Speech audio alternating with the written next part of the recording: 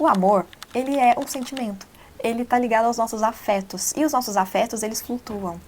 E vai ter dia que a gente vai estar mais disposto a amar e vai ter dia que a gente não vai estar disposto a amar. Isso é um reconhecimento de que a vida tem estações, a vida tem momentos diferentes, altos e baixos. E eu quero compartilhar aqui algumas dicas bem práticas para você viver isso no seu casamento. E observa se isso não faz uma diferença, se isso não gera uma disposição maior no outro também para investir no relacionamento de vocês. Então, sem mais delongas, vamos lá. Eu quero compartilhar com vocês o que de fato sustenta um casamento, mesmo nos dias mais difíceis. Mas antes de falar especificamente sobre o que é essa coisa, eu preciso que vocês reflitam aqui comigo e eu quero trazer à tona uma coisa que eu tenho certeza que todo mundo aqui já viu em algum momento na vida, que é anúncio de figura pública, gente famosa nas redes sociais ou na mídia sobre o fim de um casamento. Vocês vão entender daqui a pouco por que eu tô falando isso. Mas vamos lá, vamos pensar nesses anúncios, como que eles são feitos e o que eles dizem. Geralmente segue um textinho mais ou menos assim.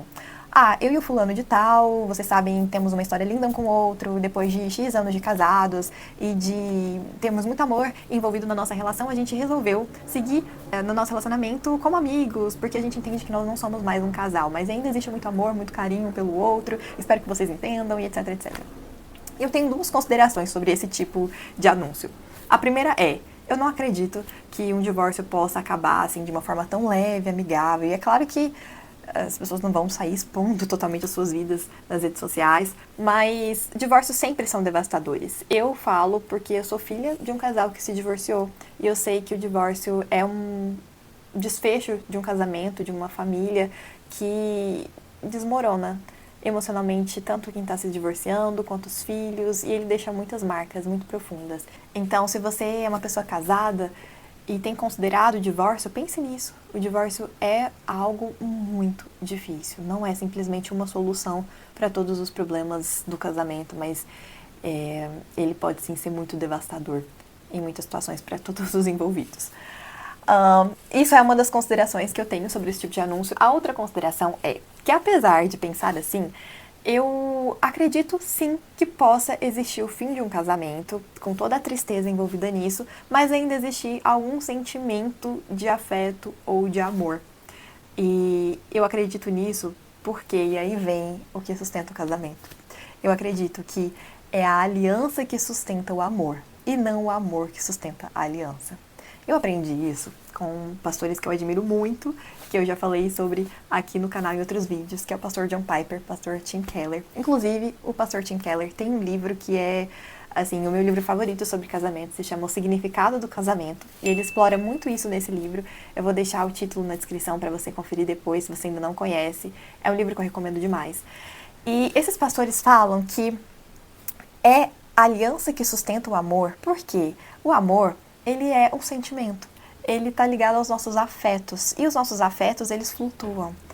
E vai ter dia que a gente vai estar mais disposto a amar, e vai ter dia que a gente não vai estar disposto a amar, vai ter dia que a gente vai estar triste, que a gente vai estar ferido.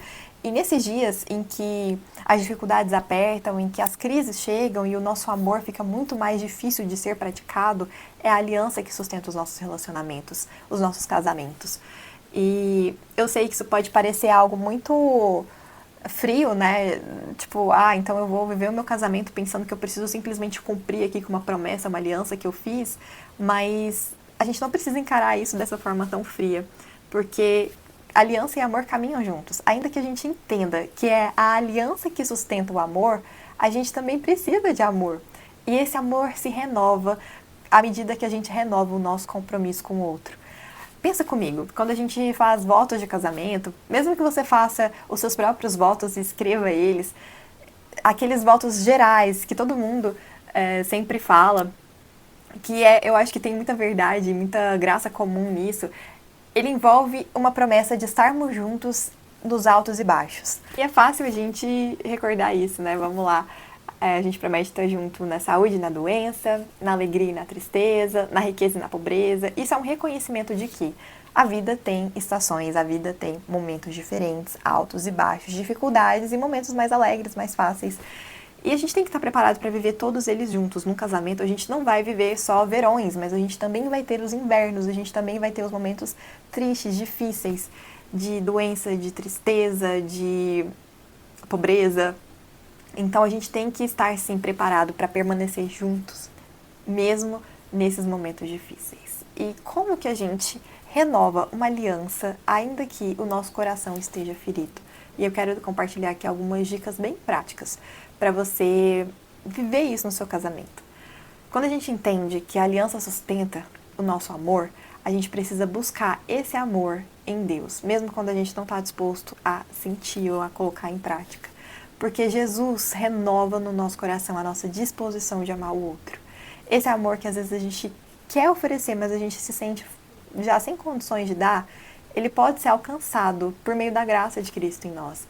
É você orar pelo seu marido e falar: Deus, eu me sinto já incapaz de amar esse marido, de amar esse homem que o Senhor colocou do meu lado, mas eu quero permanecer nesse casamento. Eu não quero que ele seja simplesmente um casamento que se prolonga, mas um casamento que resiste e que sim permanece, mas de uma forma saudável, frutífera e alegre.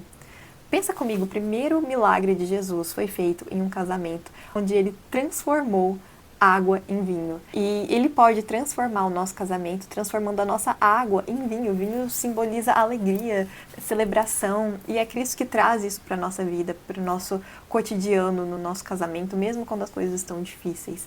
Busque nele esse renovo. E a oração faz a gente mudar a nossa perspectiva. Quando a gente precisa amar mais alguém, a forma mais fácil de fazer isso é orando por essa pessoa.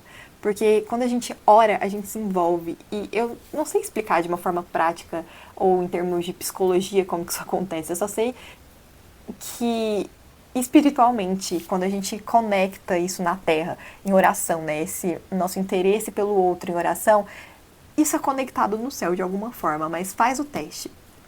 Para orar para uma pessoa por quem você está tendo dificuldade em se relacionar e prova se isso não faz toda a diferença na sua forma de enxergar essa pessoa e de caminhar com ela. Outra coisa que a gente pode fazer para colocar em prática essa aliança que sustenta o amor é agir da forma como a gente gostaria que o outro agisse com a gente. Que na prática faça pequenos gestos que vão fazer a diferença no seu dia a dia, no seu relacionamento. Se você gostaria de ser elogiada, elogie você, mas não elogios que não sejam sinceros, mas busque enxergar no seu marido o que tem de virtude nele que às vezes você deixou de perceber por causa dos defeitos dele ou por causa das tensões da relação de vocês. E expressa isso para ele. Busca servi-lo da forma como você gostaria também de ser servida, com generosidade, com amor. Às vezes é um gesto simples que você gostaria de receber e não recebe e que você pode instigar no seu relacionamento, você dando esse primeiro passo e fazendo pelo seu marido. Outra coisa é você cultivando um ambiente agradável. Eu sei que nem sempre a gente tá de bom humor, nem sempre a gente tá com habilidade de cultivar esse ambiente bom de se estar. Mas também é outra coisa que você pode orar e pedir para Deus te ajudar a fazer. Para que você e o seu marido se apaixonem um pelo outro. De novo, mesmo que vocês sejam duas pessoas extremamente diferentes daquelas pessoas que se apaixonaram uma pela outra lá atrás, quando vocês começaram a se relacionar, ainda existem coisas um no outro que podem fazer vocês se apaixonarem novamente. Então busca enxergar essas coisas e busca trazer à tona para o seu marido também a sua versão apaixonante, para que ele também renove o sentimento por você. E eu falei, né, que a aliança sustenta o amor, mas isso não quer dizer que a gente tem que abandonar o romantismo na nossa relação. A forma de olhar para o outro de uma forma apaixonada. E eu sei que a paixão é uma coisa que passa, né? A gente não vai viver aquela paixão dos primeiros momentos, dos primeiros anos do relacionamento para sempre. Mas sim, a gente pode se reapaixonar à medida que a gente caminha junto no casamento. E o nosso relacionamento pode sim voltar a ter momentos muito cheios de amor, cheios de alegria.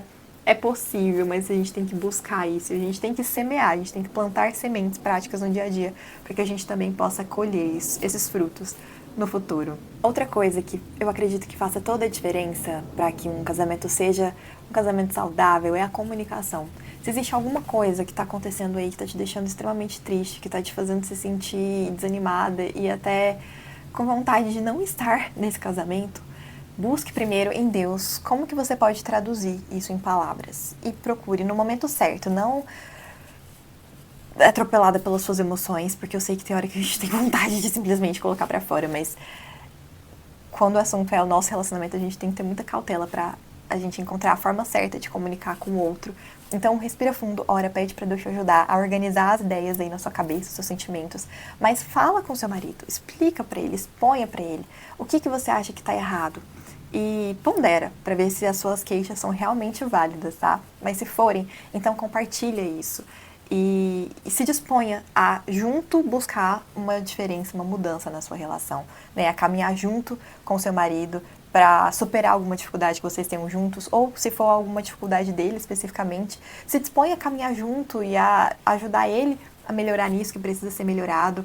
A gente, como esposas, tem que se lembrar que a gente também tem o potencial de servir aos nossos maridos e de ajudá-los a ser melhores versões dos homens que Deus planejou eles para serem. Então, ajuda o seu marido a ser o homem de Deus que Deus planejou que ele seja e a ser a melhor versão dele para você também. E invista nele, invista no seu casamento, invista nessa relação, mas não desista.